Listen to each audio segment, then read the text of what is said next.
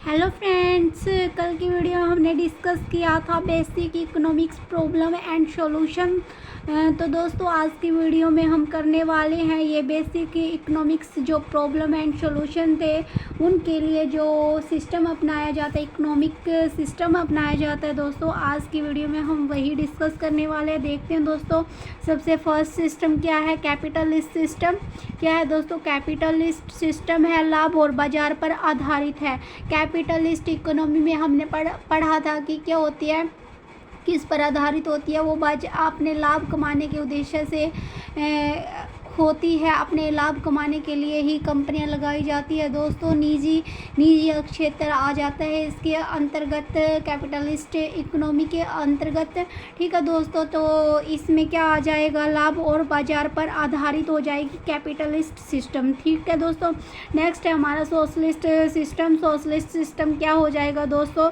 ये हो जाएगा सरकारी नियंत्रण और समानता पर आधारित। क्या होता है? इस पर सरकार का नियंत्रण होता है, जो भी कार्य किया जाता है वो सरकार के नियंत्रण में किया जाता है और ये देखा जाता है कि सब में इक्वालिटी बनी रहे, ना कि इन इक्वालिटी आए। ठीक है दोस्तों, इक्वालिटी बनाने के लिए जो सरकार है वो निर्णय लेती रहती है समय समय पर। ठीक है दोस्तों, मिक्स्ड सिस्टम क्या हो जाएगा? मिक्स्ड सिस्टम इन दोनों का ही रूप हो जाएगा। क्या हो जाएगा? इन दोनों को मिला के जो सिस्टम बनता है उसको बोलते हैं मिक्स्ड सिस्टम। ठीक है, ये किसके नियंत्रण में होता है? ये बाजार और सरकार दोनों के हाथों में होता है दोस्तों।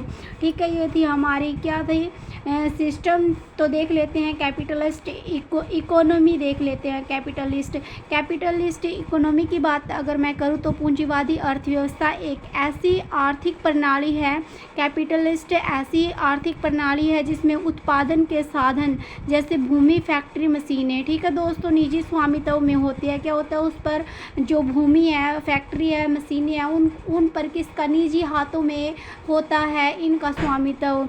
जैसे कि उनका उपयोग लाभ कमाने के उद्देश्य से किया जाता है। किस उद्देश्य से किया जाता है दोस्तों? ये लाभ कमाने के उद्देश्य से किया जाता है। वो समाज के कल्याण के बारे में नहीं सोचते, सिर्फ अपने कल्याण के बारे में सोचते हैं कि हमें सिर्फ प्रॉफिट हो।